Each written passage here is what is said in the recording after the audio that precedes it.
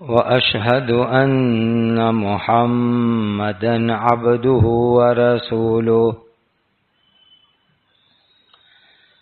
صلوات الله تبارك وتعالى عليه وعلى آله وأصحابه وذرياته وأهل بيته وأهل طاعته وبارك وسلم تسليما كثيرا كثيرا. أما بعد فأعوذ بالله من الشيطان الرجيم. بسم الله الرحمن الرحيم. الحمد لله الذي أنزل على عبده الكتاب ولم يجعل له عوجا قيما لينذر بأسا شديدا. صدق الله مولانا العظيم.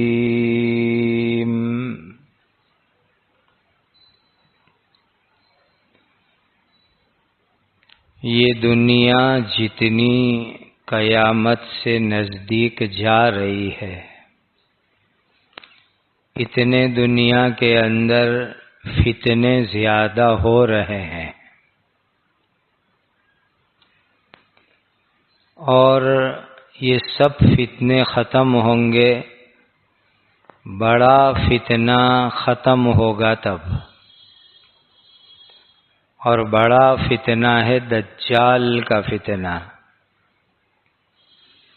جب دجال کا فتنہ ختم ہوگا تو پھر دنیا کے اندر فتنے سب ختم ہو جائیں گے، اور دنیا میں انصاف، شانتی اور چین والی زندگی آئے گی، برکت والی زندگی آئے گی. اتنی برکت آئے گی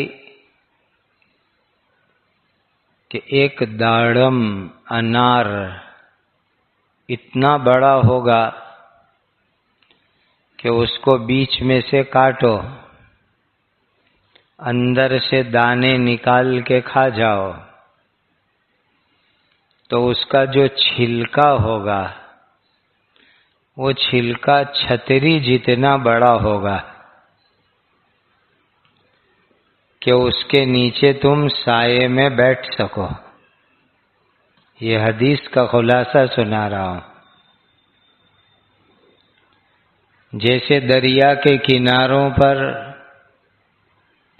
اور گارڈن کے اندر چھتری ہوتی ہے، اس کے نیچے ٹیبل رکھے ہوتے ہیں، ایسی بڑی بڑی چھتری جتنا داڑم کا آدھا حصہ ہوگا. ایسی برکت کا زمانہ آئے گا. ایک بکری اتنا دودھ دے گی کہ پوری فیملی وہ دودھ آرام سے پی لیوے. اتنی برکت کا زمانہ آئے گا. یہ دنیا اللہ نے کچھ ایسی بنائی ہے کہ اچھے کام ہوتے ہیں، انصاف ہوتا ہے تو رحمت اور برکت ہوتی ہے. گندے کام ہوتے ہیں، فتنے ہوتے ہیں تو برکت کم ہوتی ہے یا ختم ہو جاتی ہے. تفسیر کی کتابوں میں لکھا ہے کہ اللہ تعالیٰ نے جب یہ دنیا، یہ جگت بنایا تو دنیا میں کسی جھاڑ پر کانٹے نہیں تھے. سارے پودے، پیڑ اللہ نے بغیر کانٹے کے بنائے تھے. کوئی پھل فروٹ کھٹا بھی نہیں تھا اور کڑوا بھی نہیں تھا. پوری دنیا کے سارے پھل فروٹ میٹھے تھے. پھر ہوا یہ کہ حضرت آدم علیہ السلام حج میں جانے کے لیے نکلے. آدم علیہ السلام نے بھارت میں رہتے ہوئے 40 حج کیے ہیں. اس سے زیادہ کی بھی روایت ملتی ہے. چونکہ آدم علیہ السلام کو اللہ نے بھارت میں اتارا تھا. شری لنکا میں آج بھی ایک پہاڑ بتاتے ہیں. اس پہاڑ کے اوپر پتھر پر حضرت آدم علیہ السلام کے قدم کے نشان بتاتے ہیں. تو حضرت آدم علیہ السلام یہاں سے مکہ حج میں جاتے تھے. تو کافی دور چلے گئے حج میں. اس زمانے میں فون، موبائل، کمیونیکیشن سسٹم نہیں تھی آج کے جیسی. آدم علیہ السلام کو بھوک لگی تو انہوں نے راستے میں ایک جھاڑ پر سے ایک پھل لیا اور وہ پھل کھانے کے لیے توڑا. تو اندر سے وہ پھل کھٹا تھا. تو کہنے لگے اے اللہ، آپ کی دھرتی پر، آپ کی زمین پر کوئی پھل کھٹا کڑوا نہیں تھا، پھر یہ کیسے کھٹا اور کڑوا ہو گیا؟ تو اللہ کے یہاں سے آدم علیہ السلام کو جواب ملا کہ تم حج کے سفر میں نکل گئے، تمہارے گھر کے اوپر تمہارے 2 بیٹے ہیں، ایک بڑا لڑکا ہے، ایک چھوٹا لڑکا ہے. بڑے لڑکے کا نام قابل ہے اور چھوٹے لڑکے کا نام حابل ہے. کہ آج یہ ہوا کہ تمہارے بڑے لڑکے قابل نے اپنے چھوٹے بھائی حابل کو قتل کر ڈالا، مرڈر کر دیا اس کا. بڑے بھائی نے چھوٹے بھائی کو مار دیا. یہ اس زمین کے اوپر سب سے پہلا مرڈر اور قتل ہے. کہ اس قتل کی نحوست سے آج دنیا کے بہت سارے میٹھے پھلوں کو ہم نے کڑوے اور کھٹے بنا دیے. یہ آدم علیہ السلام کے زمانے میں ہوا کہ بڑے بھائی نے چھوٹے بھائی کو مارا تو اس کی سزا کے اندر میٹھے پھل کڑوے یا کھٹے بنا دیے گئے. یہ گناہ کا اثر ہے، یہ گناہ کا ریئیکشن ہے. تو جب اللہ کی زمین کے اوپر گناہ ہوتا ہے، اللہ کی نافرمانی ہوتی ہے، تو اس کا اثر اس دنیا کے نظام میں ہوتا ہے کہ برکت اٹھ جاتی ہے، برکت ختم ہو جاتی ہے، سکون چین ختم ہو جاتا ہے. اس لیے حضرت آدم علیہ السلام کے بڑے بیٹے نے اپنے چھوٹے بھائی کو قتل کیا. ایک غلط کام چالو کیا دنیا میں. پہلا مرڈر کیس یہی تھا. حدیث میں آتا ہے کہ قیامت تک اس دنیا میں جتنے قتل ہوں گے غلط طریقے سے، تو اس کے گناہ میں سے کچھ پرسنٹیج، امک ٹکا، کچھ فیصد گناہ آدم علیہ السلام کے بیٹے قابل کے اعمال نامے میں جاتا رہتا ہے، چونکہ اس نے ایک غلط کام چالو کیا۔ جو بھی آدمی غلط کام چالو کرتا ہے تو جتنے لوگ وہ غلط کام کریں گے قیامت تک، تو اس کے گناہ میں اس کا حصہ رہے گا۔ حدیث میں نبی پاک صلی اللہ علیہ وسلم نے فرمایا، من سن فی الاسلام سنتا سیئہ فعلیہ وزرها ووزر من عمل بها ولا ينقص من اوزارهم شیئا الى یوم القیامہ۔ جو کوئی غلط کام چالو کرے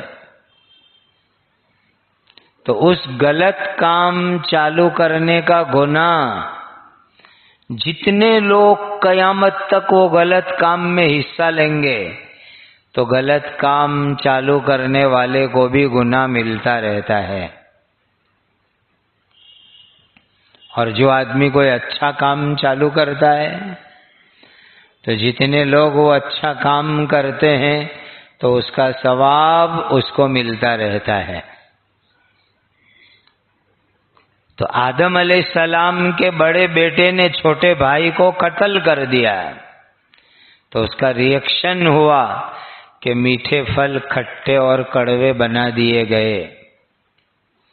اللہ کی زمین پر عبادت ہوتی ہے، اللہ کو خوش کرنے والے کام ہوتے ہیں تو رحمت آتی ہے، برکت آتی ہے، سکون آتا ہے، چین آتا ہے، اطمینان آتا ہے۔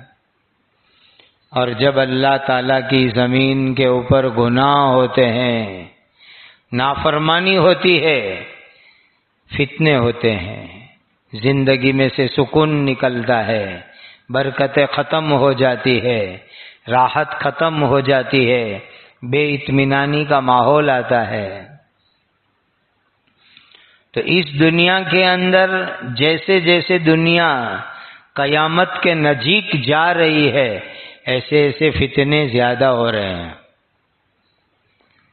جیسے کوئی بڈھا ہو جاوے، کوئی عورت بڈھی ہو جاوے تو ان کو جات جات کی بیماریاں اٹھتی ہے، تو یہ دنیا بوڑھی ہو رہی ہے۔ دنیا کا یہ گھڑپن آ رہا ہے، بڑھاپا آ رہا ہے، اور اس میں یہ نئے نئے فتنے اٹھتے ہیں۔ اور جس طریقے سے بوڑھے آدمی کو، بوڑھی عورت کو کبھی سردی، کبھی تاؤ، سردی ہوگی تو ٹھنڈک ہوگی، تاؤ ہوگا گرمی ہوگی، تو اس طرح اس جگت میں بھی موسم بدل رہے ہیں، برف پگھل رہا ہے، گرمی زیادہ ہو رہی ہے، یہ بوڑھا اور ڈوسا ہونے کی نشانی ہے۔ اور آپ کو تعجب ہوگا کہ میرے اور آپ کے پیارے آقا اللہ کے آخری نبی حضرت محمد الرسول اللہ صلی اللہ علیہ وسلم جب معراج میں گئے تھے، معراج میں 1446 سے زیادہ برس ہو گئے حضور کی معراج کے۔ جب معراج میں گئے تو جبرائیل کے ساتھ ہوا میں اڑ رہے تھے براق پر، تو ایک بڈھے نے اور ایک بڈھی نے حضور کو سلام کیا۔ بڈھے نے سلام کیا تو حضور تو سلام کا جواب دیتے تھے، تو سلام بھی کرو، سلام کا جواب بھی دو، سنت ہے، بہت بڑا ثواب ہے، بہت بڑی دعا ہے۔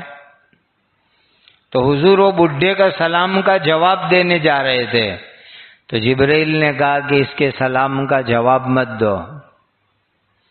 پھر کوئی ڈوسی ملی، اس نے سلام کیا، حضور جواب دینے جا رہے تھے، جبرائیل نے کہا جواب مت دو۔ تو نبی پاک صلی اللہ علیہ وسلم نے پوچھا، جبرائیل یہ کون بڈھا بڈھی ہے؟ کہ آپ اس کے سلام کا جواب بھی مجھے نہیں دینے دیتے؟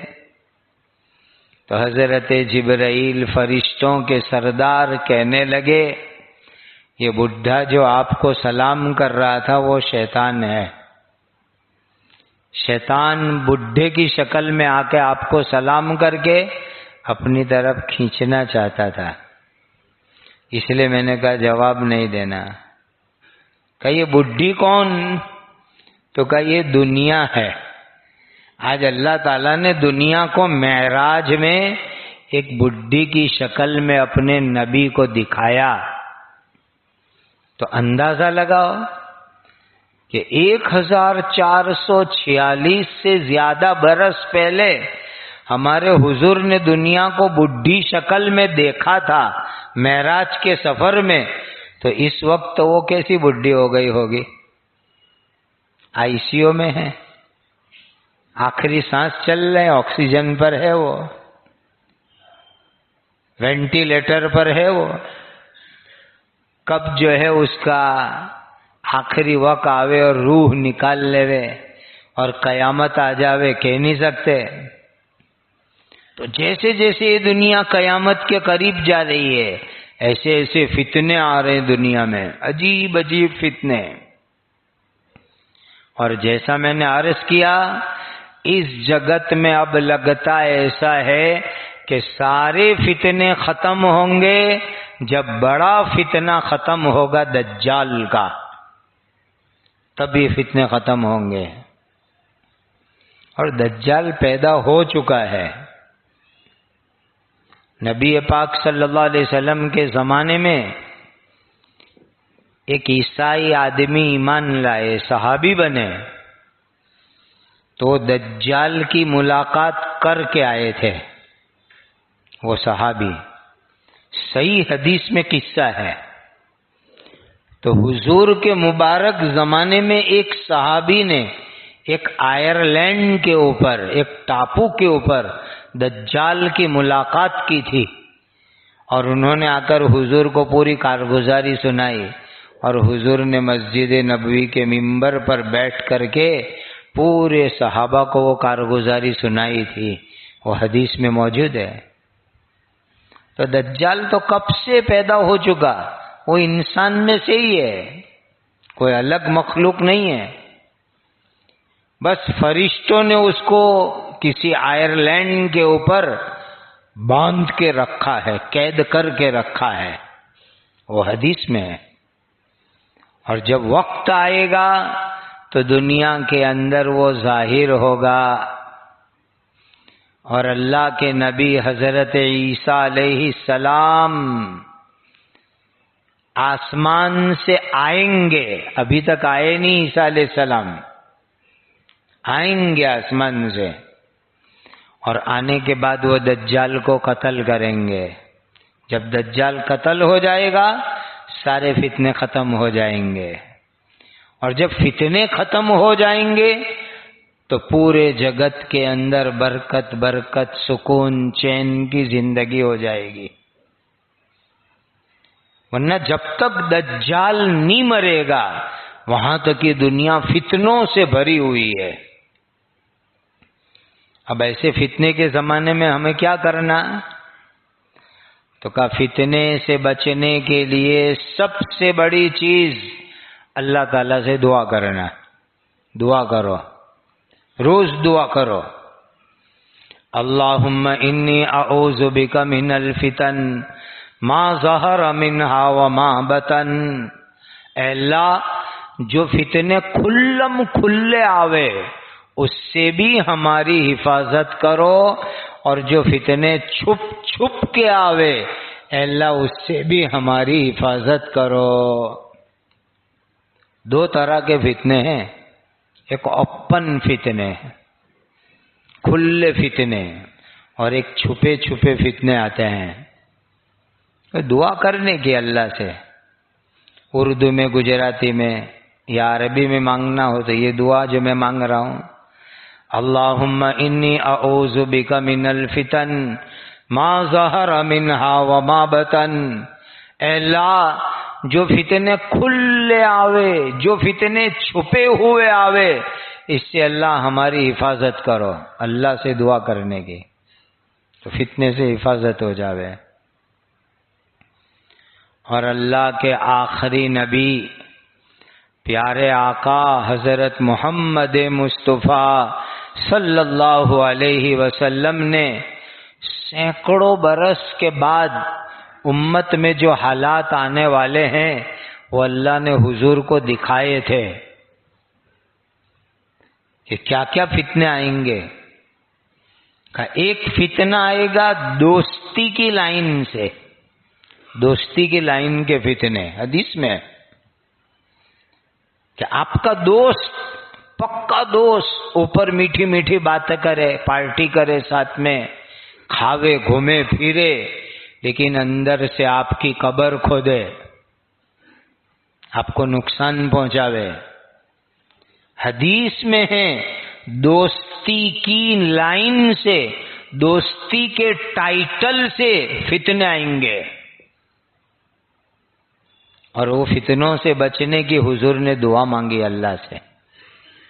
جب نبی پاک صلی اللہ علیہ وسلم نے دعا مانگی تو ہمیں بھی مانگنی چاہیے۔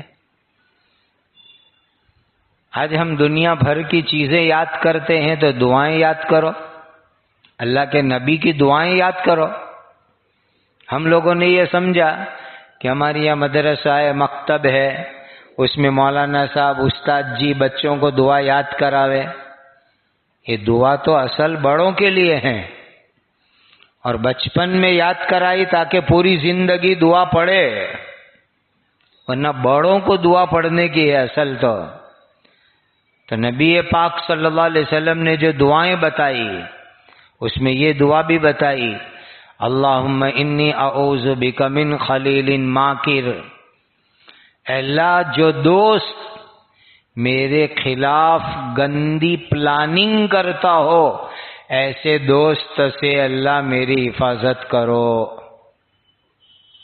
آج کتنے دوست ہیں جو دوسرے دوست کے ویرودھ میں گندی پلاننگ کرتے ہیں، ایسے دوستوں سے اللہ میری حفاظت کرو۔ عیناہ تریانی وقلبہ یرعانی، ان رآ حسنۃ دفنہا وان رآ سیئۃ ازاہا۔ کیسے دوست کا زمانہ آ گیا کہ کوئی بری بات ہمارے اندر دیکھے تو سب کو کہوے، نے اچھی بات دیکھے تو کوئی کو نہیں کہوے۔ یہ حضور نے کہا، اللہ کے نبی نے کہا کہ ایسے فتنے والے دوست ہمارا کوئی فالٹ دیکھے، خامی دیکھے تو سب کو کہوے، نہ ہماری خوبی دیکھے تو کوئی کو نہیں کہوے۔ اے اللہ ایسے دوستوں کے فتنوں سے ہماری حفاظت فرماؤ۔ یہ حضور نے دعا مانگی اللہ سے، اس لیے فرمایا کہ بہت سوچ سمجھ کے دوستیاں کرو، اچھی دوستی کرو گے، اچھا فرینڈ سرکل ہوگا تو تمہارے ایمان میں مضبوطی آئے گی، تمہارے اعمال اور کام اچھے ہوں گے، تمہاری عادت اچھی ہوگی، اور اگر گندے دوست ہوں گے تو تمہاری عادت بگاڑیں گے، تمہارا ایمان بگاڑیں گے، تمہارے اخلاق بگاڑیں گے گندے دوست۔ نبی جی نے فرمایا بہت سوچ سمجھ کے دوست بناؤ کہ کس کو اپنا دوست بناتے ہو۔ اور سنو، قرآن حدیث سے ثابت ہے کہ غلط دوست آدمی کو جہنم میں لے جائیں گے۔ سن لو، قرآن میں بھی ہے، حدیث میں بھی ہے کہ غلط دوستی انسان کو ایمان سے دور کرتی ہے اور انسان کو نعوذ باللہ کافر بناتی ہے، غلط دوستی۔ اور وہ غلط دوست انسان کو جہنم میں لے جانے کا ذریعہ بنتا ہے۔ اچھی دوستی تو برے دوستوں کے فتنوں سے حفاظت۔ اور یہ فتنے کے زمانے کے اندر ایک کام کرو، اپنی زبان بند رکھو تو انشاءاللہ فتنے سے حفاظت ہوگی۔ ایک زمانہ تھا کہ ایک بہت بڑا فتنہ اٹھا، تو اللہ کے بہت بڑے ولی، پورے ملک کے بہت بڑے مفتی اعظم حضرت مفتی محمود حسن گنگوہی رحمت اللہ علیہ کو کسی نے پوچھا، حضرت یہ فتنے کا زمانہ ہے، کیا کرے؟ تو فرمایا آنکھ کھلی رکھو، دیکھو کیا ہو رہا ہے، کان کھلے رکھو، سنو کیا ہو رہا ہے، لیکن زبان بند رکھو، بالکل مت بولو، تو انشاءاللہ فتنوں سے تمہاری حفاظت ہو جائے گی۔ یہ زمانہ ایسا ہی ہے، اگر فتنے میں بولنے گئے تو تم بھی فتنے میں پھنس جاؤ گے۔ زبان کو بند رکھنا یہ فتنوں سے حفاظت کا بہت مضبوط ذریعہ ہے، بہت مضبوط ذریعہ ہے۔ اور یہ مشکات شریف میں حدیث میں ہے، ایک صحابی ہے حضرت عقبہ ابن عامر رضی اللہ تعالی عنہ، کہتے ہیں کہ میں نے نبی پاک صلی اللہ علیہ وسلم کو پوچھا، من نجات یا رسول اللہ، اے اللہ کے رسول نجات کیسے ملے گی؟ سب کو نجات کی فکر ہے بھائی، کہ قبر کے عذاب سے بچ جاوے، جہنم کے آگ سے بچ جاوے، قیامت کے عذاب سے بچ جاوے، دنیا کے فتنے سے بچ جاوے، نجات کیسے ملے گی؟ تو نبی پاک صلی اللہ علیہ وسلم نے فرمایا، املک علیک لسانک، اپنی زبان کو قابو میں رکھو، زبان کو، جیب کو قابو میں رکھو، کنٹرول میں رکھو، تو تمہیں نجات مل جائے گی۔ یہ فتنوں کے زمانے میں اپنی جیب کو، زبان کو کنٹرول میں رکھو۔ آج ضرورت نہیں ہوتی ہے پھر بھی ہم کامنٹ کرتے ہیں، تبصرے کرتے ہیں۔ ارے بھائی جتنی دیر کامنٹ کرے اتنی دیر قرآن پڑھو، اللہ کا ذکر کرو، قل هو اللہ شریف پڑھو، تو قبر میں کام آئے گا، جنت میں لے جانے کا ذریعہ بنے گا۔ یہ ہر بات پہ کامنٹ، تبصرے، میرا یہ ماننا، میرا یہ کہنا، یہ سب سے اپنی زبان کو بچا کے رکھو۔ اور ایک زبان اب نئی آئی ہے جو فتنے کا ورلڈ وائڈ سینٹر ہے، وہ ہے انٹرنیٹ۔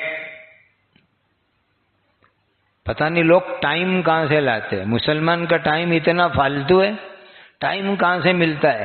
نیٹ پر یہ لکھا، وہ لکھا، یہ شیئر کیا، وہ شیئر کیا۔ یاد رکھو غلط چیز شیئر کرنے پر بھی گناہ کبیرہ ہوتا ہے، بڑا گناہ ہوتا ہے، چھوٹا گناہ نہیں، بڑا گناہ۔ کسی کی غیبت زبان سے، کسی پر تہمت زبان سے، کسی پر الزام زبان سے، تو جو آدمی غیبت، تہمت، الزام، بہتان نیٹ پر کرے گا تو اس کو بھی بڑا گناہ لگے گا۔ یہ بھی فتنے کا سینٹر ہے، انٹرنیٹ فتنے کا سینٹر، اس سے بھی اپنے آپ کو بچاؤ۔ نیٹ جتنی فائدے کی چیز ہے اس سے کئی گنا زیادہ نقصان کی چیز ہے، دین کا نقصان، آخرت کا نقصان، دنیا کا نقصان کہ ٹائم برباد ہوتا ہے۔ حلال روزی کماؤ، نہیں بیٹھ کر کے یہ وقت کیوں برباد کرتے ہو؟ تو فتنے کے زمانے میں دعا، زبان کی حفاظت، اور سورۃ الکہف کی پہلی اور آخری 10 آیتیں یاد کرو، پڑھا کرو، تو اللہ فتنے سے حفاظت کریں گے۔ بہت بڑی چیز ہے سورۃ الکہف میں، یہ طاقت ہے کہ جو آدمی پڑھے گا اللہ دجال کے فتنے سے اس کو بچائیں گے۔ کم از کم جمعہ کے دن تو سورہ کہف پڑھو۔ سورہ کہف کی شروع کی 10 آیت، 3 آیت، یا آخر کی 10 آیت، 3 آیت روز پڑھ لو، اللہ اس کی برکت سے دجال کے فتنوں سے اور چھوٹے چھوٹے دجالوں کے فتنوں سے بچا کے رکھیں گے۔ ایسی طاقت ہے سورہ کہف میں اور اس کی آیتوں کے اندر۔ تو یہ بڑا خطرناک فتنے کا زمانہ ہے۔ مسجد سے جڑے رہو، نماز، عبادت، اعمال حلال روزی کمانا، آدمی ان کاموں میں لگا رہے گا تو پھر فتنے کے کاموں سے بچا رہے گا۔ جہاں آدمی نورا پڑتا ہے بیکار، وہاں فتنے ہوتے ہیں۔ بیکار چیزیں، بیکار وقت فتنوں کا ذریعہ بنتے ہیں۔ اللہ تعالیٰ آج کے فتنوں سے، آنے والے زمانوں کے فتنوں سے میری، آپ کی اور پوری امت کی حفاظت فرماوے، اور ایسے زمانے میں اللہ تعالیٰ ہم سب کو صحیح راستے پر جمنے کی توفیق عطا فرمائے۔ ہر نماز بعد آیت الکرسی پڑھنے کی عادت بناؤ، ہر نماز کے بعد، تو اس سے حفاظت بھی رہے گی اور انشاءاللہ جنت بھی ملے گی، سلامتی اور حفاظت بھی رہے گی اور انشاءاللہ جنت بھی ملے گی۔ اللہ مجھے آپ کو عمل کی توفیق عطا فرمائے۔ وآخر دعوانا الحمد للہ رب العالمین۔